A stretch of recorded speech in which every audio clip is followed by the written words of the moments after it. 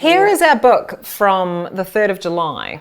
We had 3 excellent conversations and we lost them. And it's almost irrelevant what they were about now because the idea of trying to recapture in the moment thinking is really hard.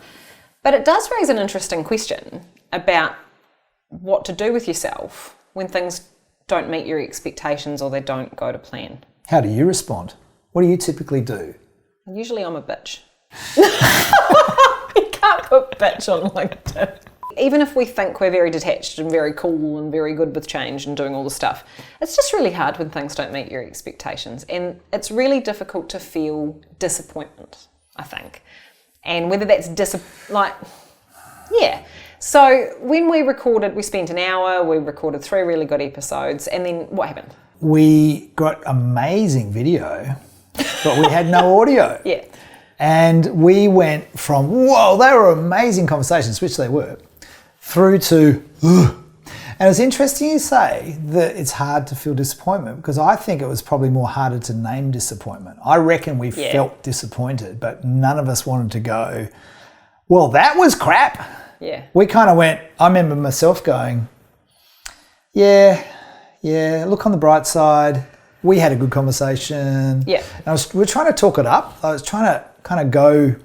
We rush positive, our way right? there, right? Exactly. And if you're, I don't know, a person who talks about how to be good with change, like say Digby or me, I think there's this pressure to be, oh, this is fine, this is great, we'll be better now. But I don't think you get to skip your way there. And that was disappointing. And do you know what? Some things aren't redeeming. Tell me about what you're thinking there. Not everything has a bright side. Yeah. So there's a temptation to go, let's find the thing that we've learned, let's find the thing that will be better next time. And I absolutely agree with that. I absolutely agree that wherever we could, we need to learn and adapt, and that's great. But it doesn't mean that some things just aren't disappointing and we don't just get to be like, oh, do you know what? That was just shit. Well, moving on. I say it a lot. I think you do too, that we're attracted to authenticity. Yeah. And I reckon we probably tried to mask the authentic feeling at that point, whereas in fact it probably would have been A, cathartic, and B, probably even more interesting viewing when we were like, this is really rubbish. But it's not because we're yuck, right? When we do that, it's because we're trying to protect other people's feelings too, right? Mm-hmm. And ourselves. And our own feelings. Yeah. And it's really hard to sit with uncomfortable feelings that don't have an upside. So on my family holiday is the wrong word. Let's use the word trip. On my family trip, we had my 3 kids and Cam and I in the car and we drove to the Coromandel for the week. What do you think it did in the Coromandel for the week? Rained. It rained. And we were staying in a campground, a little cabin in a campground for the week. It was a hilarious, not total disaster, but not a disaster either. So that was interesting. And on the Thursday, we were like, you know what's going to be really cool? We're going to go to Hot Water Beach. And because the weather's so terrible, there will be no other people there and we're going to have it all to ourselves. And so we went to Hot Water Beach in a storm. Don't know why they call it Hot Water Beach. A bit fresh, was it? No hot water, mate. So we had our togs on and our woolly hats and our jackets on top of our togs. It's sideways rain. Wind, it's freezing. Spent a lot of time in barefoot padding around on the sand in the rain looking for the hot water spots. Didn't find any. Oh. Turns out when there is a massive storm, it sucks all the hot water away. Yeah. So we thought this was going to be a redemption story where we braved the elements and then had a hot water pool to ourselves. It was not. It was a loser story. It was kind of a loser story. We were very cold, we were very dirty. I ran into the ocean in my togs with my hat on and my 14-year-old ran with me fully clothed.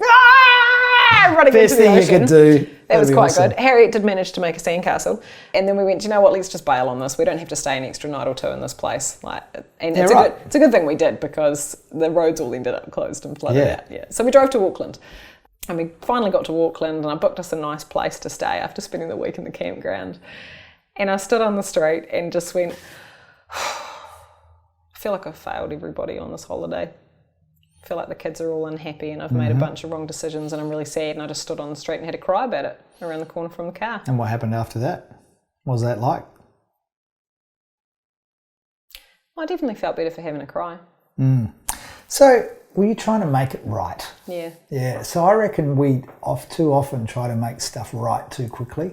Yeah. And we try to get it back to something good or something that we used to have. Yeah. And in fact, how can we be better at just being with not okay and not right and sit with that and stew in it? And how will it change how people respond to us? Because like our chat about the failed audio, I got back in the car and I started off trying to be like, all right, kids, this is going to be great. The place we're staying is awesome. I'm going to go somewhere. It's so good we ended up coming here, isn't it?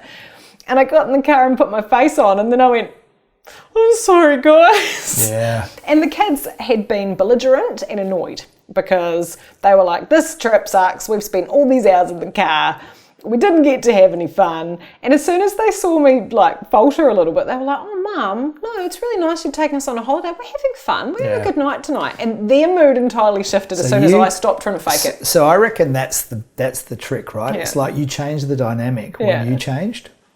Totally. So, your half and their half of that whole dynamic changed.